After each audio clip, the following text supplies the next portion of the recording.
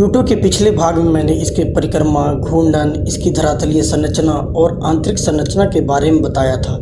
और आज प्लूटो के अंतिम भाग में मैं इसके द्रव्यमान, आकार, वायुमंडल, प्राकृतिक उपग्रह, उद्गम, अवलोकन और इसकी खोज के बारे में बताऊंगा। तो हमारे साथ अंत तक बने रहें। नमस्कार दोस्तों, आइए सबसे पहले हम प्लूटो के द्रव्यमान और आकार की बात कर लेते हैं। प्लूटो का व्यास 2376.6 किलोमीटर है। ये पृथ्वी के चंद्रमा से काफ़ी छोटा है। इसका द्रव्यमान 1.303 गुणा 10 की पावर 22 किलोग्राम है, यानी ये हमारे मून का लगभग 17.7% और पृथ्वी का मात्र 0.22% है। अगर इसकी सतही क्षेत्रफल की बात करें तो प्लूटो का कुल क्षेत्रफल लगभग 1.77 करोड़ वर्ग किलोमीटर है। तुलना करें तो ये लगभग रसिया के क्षेत्रफल के बराबर है, यानी आकार छोटा जरूर है पर इतना भी छोटा नहीं जितना हम सोचते हैं। प्लूटो की सतह पर गुरुत्वाकर्षण बहुत कम है, पृथ्वी की तुलना में केवल 6.3% है। जहाँ पृथ्वी पर 100 किलो का व्यक्ति 100 किलो ही महसूस करेगा, वहीं प्लूटो पर वही व्यक्ति लगभग 6 किलो जैसा महसूस करेगा। इसी कम गुरुत्वाकर्षण के कारण प्लूटो से बाहर निकलने की गति यानी पलायन वेग केवल 4363 किलोमीटर प्रति घंटा है, जो पृथ्वी के मुकाबले लगभग 10 गुना कम है। आकार की तुलना करें तो प्लूटो काइपर बेल्ट की सबसे बड़ी वस्तु सेरेस से दुगने व्यास वाला और लगभग 12 गुना अधिक द्रव्यमान वाला है। हालांकि 2005 में खोजा गया ट्रांस नेपच्यून पिंड एरिस प्लूटो से थोड़ा अधिक द्रव्यमान रखता है। एरिस का अनुमानित व्यास लगभग 2326 किलोमीटर है, जो प्लूटो से थोड़ा छोटा है, लेकिन द्रव्यमान में वो उससे आगे है। इसका द्रव्यमान लगभग 13,030 गुणा 10 की पावर 21 किलोग्राम है, जो पृथ्वी के चंद्रमा का केवल 0.18 गुना है, यानी प्लूटो का भार हमारे चंद्रमा से काफ़ी कम है। दिलचस्प बात यह है कि सौर मंडल के 7 बड़े चंद्रमा गैनीमेड, टाइटन, कैलिस्टो, आयो, चंद्रमा, यूरोपा और ट्राइटन सभी प्लूटो से अधिक भारी हैं। जब 1978 में प्लूटो के सबसे बड़े चंद्रमा की खोज हुई, तब वैज्ञानिकों को पहली बार इसके वास्तविक द्रव्यमान का सही अनुमान मिला। इससे पहले प्लूटो को कहीं अधिक भारी समझा जाता था। 1978 में ही न्यूटन ने केपलर के तीसरे नियम का उपयोग करके इसके द्रव्यमान का सही माप बताया। आइए अब प्लूटो के वायुमंडल पर बात करते हैं। प्लूटो का वायुमंडल अत्यंत पतला है, इतना पतला कि उसका सतही दबाव लगभग 1 पास्कल या 10 माइक्रोबार है। तुलना करें तो ये पृथ्वी के वायुमंडलीय दबाव से लगभग 10 लाख गुना कम है। ये वायुमंडल मुख्यतः नाइट्रोजन से बना है, जिसमें मीथेन और कार्बन मोनोऑक्साइड मिली हुई है। ये गैसें प्लूटो की सतह पर जमी बर्फ के साथ संतुलन में रहती है, यानी जब सतह गर्म होती है बर्फ गैस में बदलती है और जब ठंडी होती है गैस फिर से जम जाती है। पहले वैज्ञानिकों का मानना था कि जैसे जैसे प्लूटो सूर्य से दूर जाएगा उसका वायुमंडल पूरी तरह जमकर सतह पर गिर जाएगा, लेकिन 2015 में नासा के ऐतिहासिक न्यू होराइजन्स मिशन ने इस सोच को बदल दिया। न्यू होराइजन्स के आंकड़ों और पृथ्वी पर किए गए गहन अध्ययनों से पता चला कि प्लूटो का वायुमंडलीय घनत्व घटने की बजाय कुछ समय तक बढ़ भी सकता है और संभव है उसकी कक्षा के अधिकांश भाग में वायुमंडल गैसीय अवस्था में बना रहता हो। और भी आश्चर्यजनक था, नाइट्रोजन का पलायन अनुमान से 10,000 गुना कम पाया गया। मिशन के प्रधान अन्वेषक ने सुझाव दिया कि यदि सतह के तापमान में थोड़ी सी वृद्धि भी हो जाए तो वायुमंडलीय दबाव 18 HPa से बढ़कर 280 HPa तक पहुंच सकता है। ऐसी स्थिति में नाइट्रोजन सतह पर तरल रूप में भी बह सकती है। एक जमी हुई दुनिया पर तरल की कल्पना। प्लूटो का वायुमंडल उसकी सतह को ठंडा भी करता है। जैसे पसीना वाष्पित होकर हमारे शरीर को ठंडा करता है, वैसे गैसों का ऊर्ध्वापातन प्लूटो की सतह से ऊष्मा ले जाता है। इस ग्रह पर क्षोभ मंडल लगभग न के बराबर है, केवल 4 किलोमीटर मोटी एक पतली सीमा परत, जहां तापमान लगभग 37 ±3 केल्विन दर्ज किया गया। जुलाई 2019 में हुए एक ग्रहण ने वैज्ञानिकों को चौंका दिया। 2016 की तुलना में वायुमंडलीय दबाव में लगभग 20% की गिरावट देखी गई। 2021 में इस परिणाम की पुष्टि हुई, जिससे संकेत मिला कि प्लूटो का वायुमंडल फिर से पतला हो रहा है।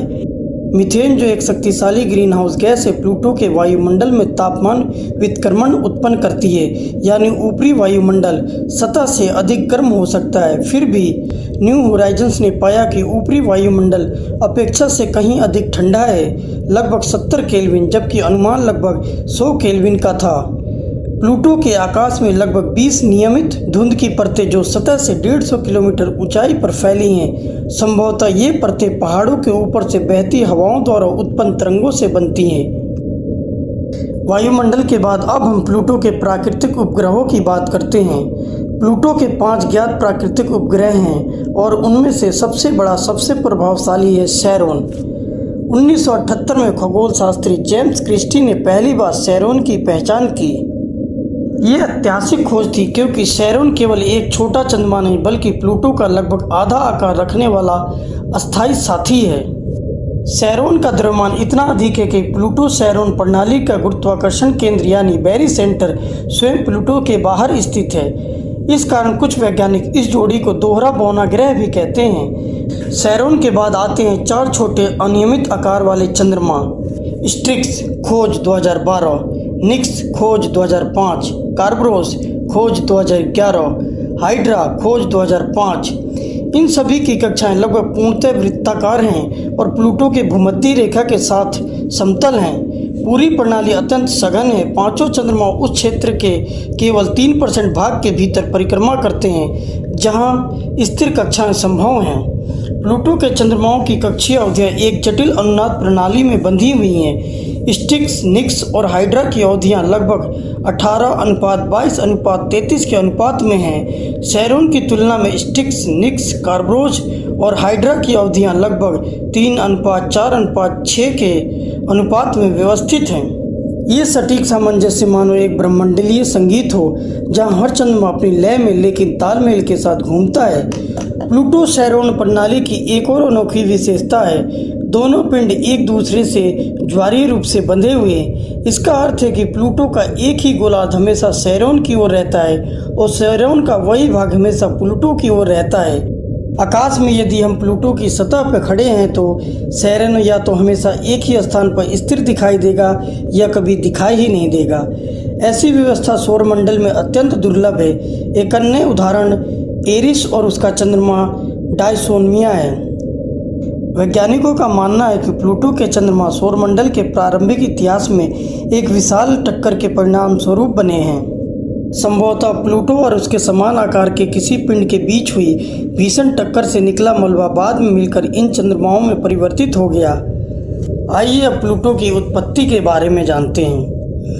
20वीं सदी की शुरुआत में जब प्लूटो की खोज हुई तब वैज्ञानिकों के सामने एक सबसे बड़ा प्रश्न खड़ा था, आखिर ये वस्तु है क्या। इसकी कक्षा असामान्य थी, आकार अपेक्षाकृत छोटा था और ये नेपच्यून से परे एक अनोखी दुनिया की तरह दिखाई देता था। एक समय ये माना गया कि प्लूटो नेपच्यून का एक भागा हुआ चंद्रमा हो सकता है। अनुमान था कि नेपच्यून के सबसे बड़े चंद्रमा ट्राइटन ने उसे गुरुत्वाकर्षण प्रभाव से बाहर फेंक दिया होगा, लेकिन जब वैज्ञानिकों ने गहन गतिशील अध्ययन किए तो पाया कि प्लूटो अपनी कक्षा में कभी भी नेपच्यून के इतना निकट नहीं आता कि ऐसा संभव हो सके। ये परिकल्पना धीरे धीरे अस्वीकार कर दी गई। 1992 में खगोलविदों ने नेपच्यून से परे छोटे छोटे बर्फीले पिंडों की खोज शुरू की। आश्चर्यजनक रूप से ये पिंड आकार, संरचना और कक्षा में प्लूटो से मिलते जुलते थे। ये क्षेत्र था काइपर बेल्ट। सूर्य से लगभग 30 से 50 एस्ट्रोनॉमिकल यूनिट की दूरी पर स्थित ये क्षेत्र बर्फीले पिंडों का विशाल समूह है। अब स्पष्ट हुआ प्लूटो कोई अनोखी वस्तु नहीं बल्कि काइपर बेल्ट का सदस्य है। अन्य काइपर बेल्ट के पिंडों की तरह प्लूटो भी धूमकेतुओं से कुछ समानताएं साझा करता है। सौर पवन उसकी सतह से पदार्थ को धीरे धीरे अंतरिक्ष में उड़ा सकती है। कुछ वैज्ञानिकों ने यह दावा किया कि यदि प्लूटो को पृथ्वी जितना सूर्य का पास लाया जाए तो वो भी धूमकेतु की तरह पूंछ विकसित कर सकता है। हालांकि इस विचार का विरोध ये कहकर किया गया कि प्लूटो का पलायन वेग इतना अधिक है कि वो आसानी से गैस और धूल को अंतरिक्ष में नहीं छोड़ पाएगा। नेपच्यून का चंद्रमा ट्राइटन, जो प्लूटो से भी बड़ा है, संरचना और वायुमंडल के मामले में उससे काफ़ी मिलता जुलता है। वैज्ञानिक मानते हैं कि ट्राइटन वास्तव में एक पकड़ा हुआ काइपर बेल्ट पिंड हो सकता है। दूसरी ओर एरिस लगभग प्लूटो के समान आकार का है लेकिन अधिक द्रव्यमान वाला है। एरिस का सीधे काइपर बेल्ट का सदस्य नहीं माना जाता, बिखरी हुई डिस्क नामक क्षेत्र का सदस्य माना जाता है। प्लूटो को अब एक अवशिष्ट ग्रहिका माना जाता है। सौर मंडल निर्माण के समय बनी मूल प्रोटोप्लैनेटरी डिस्क का ऐसा हिस्सा जो पूर्ण ग्रह नहीं बन सका। अधिकांश वैज्ञानिक मानते हैं कि सौर मंडल के प्रारंभिक चरण में नेपच्यून का अचानक बाहरी प्रवास प्लूटो की वर्तमान स्थिति के लिए जिम्मेदार है। जब नेपच्यून बाहर की ओर बढ़ा तो उसने आसपास की वस्तुओं को गुरुत्वीय अनुनाद में बांध दिया। कुछ को अपनी कक्षा में पकड़ लिया जैसे टाइटन, और कुछ को दूर बिखरी हुई कक्षाओं में भेज दिया। 2004 में अल्सेंड्रो मोरबिडेली और उनके सहयोगियों ने नाइस मॉडल प्रस्तुत किया।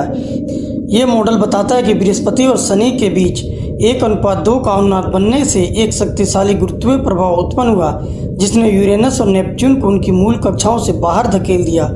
इस प्रक्रिया ने काइपर बेल्ट को पुनर्गठित किया, बिखरी हुई डिस्क का निर्माण किया और संभवतः लेट हैवी बम्बारमेंट जैसी घटनाओं को जन्म दिया। मॉडल के अनुसार प्रारंभिक सौर मंडल में लगभग 1000 प्लूटो आकार के पिंड मौजूद थे। प्लूटो के उद्गम के बाद हम इसके अवलोकन पर थोड़ा बात कर लेते हैं। पृथ्वी से प्लूटो की अत्यधिक दूरी इसके अध्ययन को बेहद कठिन बना देती है।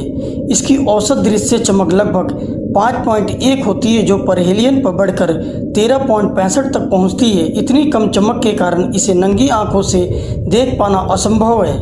यहाँ तक कि इसे देखने के लिए कम से कम 30 सेंटीमीटर एपर्चर वाली दूरबीन की आवश्यकता होती है, और तब भी ये तारे जैसा ही दिखाई देता है। सबसे शक्तिशाली पृथ्वी आधारित दूरबीनों में भी इसका कोई स्पष्ट डिस्क नहीं दिखाई देता, क्योंकि इसका अधिकतम कोणीय व्यास केवल 0.11 आर्क सेकंड है। 1980 के दशक के उत्तरार्ध में जब तकनीक सीमित थी, तब वैज्ञानिकों ने एक अनोखा तरीका अपनाया। प्लूटो और उसके सबसे बड़े चंद्रमा सैरोन के बीच होने वाले ग्रहणों का अध्ययन किया गया। जब सैरोन प्लूटो के सामने से गुजरता था तो दोनों की संयुक्त चमक में सूक्ष्म परिवर्तन दर्ज किए जाते थे। यदि सैरोन प्लूटो के किसी चमकीले क्षेत्र को ढकता तो कुल चमक में अधिक कमी आती। यदि वो किसी गहरे क्षेत्र को ढकता तो परिवर्तन कम होता। इन सूक्ष्म प्रकाश परिवर्तनों को कंप्यूटर द्वारा संसाधित कर वैज्ञानिकों ने प्लूटो के पहले चमक मानचित्र तैयार किए। ये प्रत्यक्ष छवि नहीं थी, बल्कि प्रकाश के गणितीय विश्लेषण से तैयार एक मानचित्र था। इसी तकनीक से समय के साथ सतह की चमक में होने वाले परिवर्तनों को भी ट्रैक किया गया। इसके बाद आया अंतरिक्ष विज्ञान का एक महत्वपूर्ण चरण, हबल स्पेस टेलीस्कोप। हबल द्वारा ली गई छवियों ने पहले से कहीं अधिक उच्च रिजोल्यूशन प्रदान किया। अब वैज्ञानिक सैकड़ों किलोमीटर के पैमाने पर सतही भिन्नताओं को पहचान सकते थे। इन छवियों में ध्रुवीय क्षेत्र दिखाई दिए, बड़े चमकीले धब्बे स्पष्ट हुए, सतह की जटिल संरचना के संकेत मिले। हालांकि हबल की छवियां भी सीमित पिक्सल वाली थीं, लेकिन उन्नत कंप्यूटर प्रसंस्करण तकनीकों के माध्यम से वैज्ञानिकों ने सर्वोत्तम फिट प्रक्षेपित मानचित्र तैयार किए। ये मानचित्र जुलाई 2015 तक प्लूटो का सबसे विस्तृत झलक बना रहा। फिर आया वो क्षण जिसका वैज्ञानिक दशकों से इंतजार कर रहे थे, न्यू होराइजन्स का फ्लाई बाय। इस मिशन ने पहली बार प्लूटो को नज़दीक से दिखाया और उन सभी अनुमानित मानचित्रों की जगह वास्तविक उच्च रिजोल्यूशन तस्वीरों ने ले ली।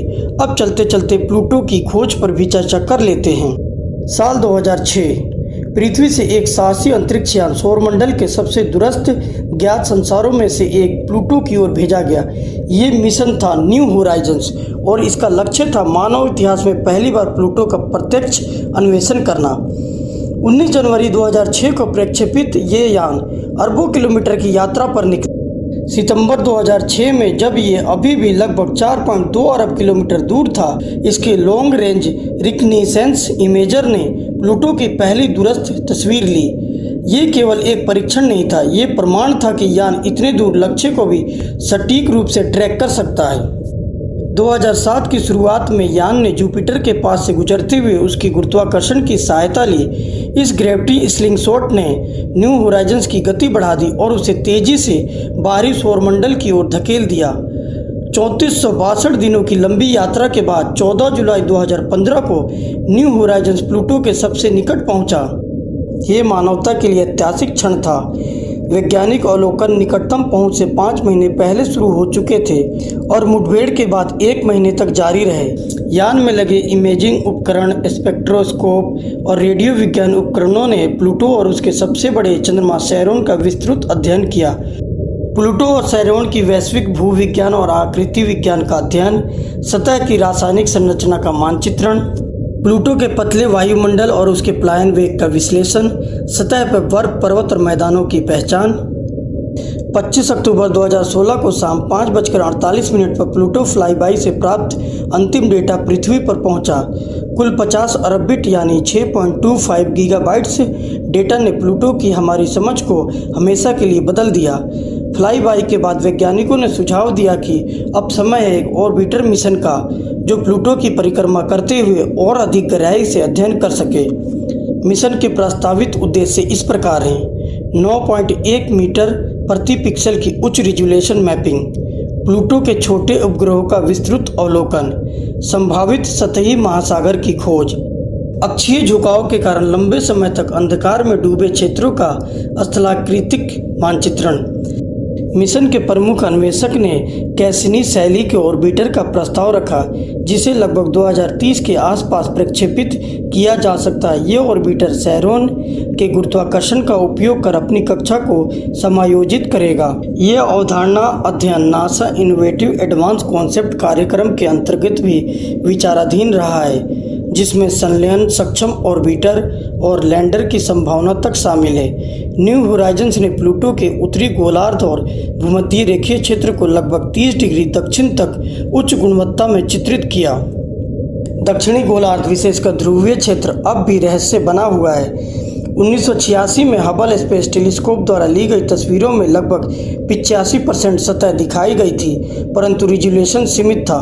न्यू होराइजन्स ने सैरोन से परावर्तित प्रकाश सैरोन साइन का उपयोग कर दक्षिण अक्षांशों में एल्बेडो भिन्नताओं का संकेत पाया। वैज्ञानिकों के अनुसार दक्षिणी गोलार्ध में एक उज्ज्वल क्षेत्र संभवतः नाइट्रोजन या मीथेन बर्फ का जमाव हो सकता है। इसी के साथ प्लूटो का सफ़र समाप्त हुआ।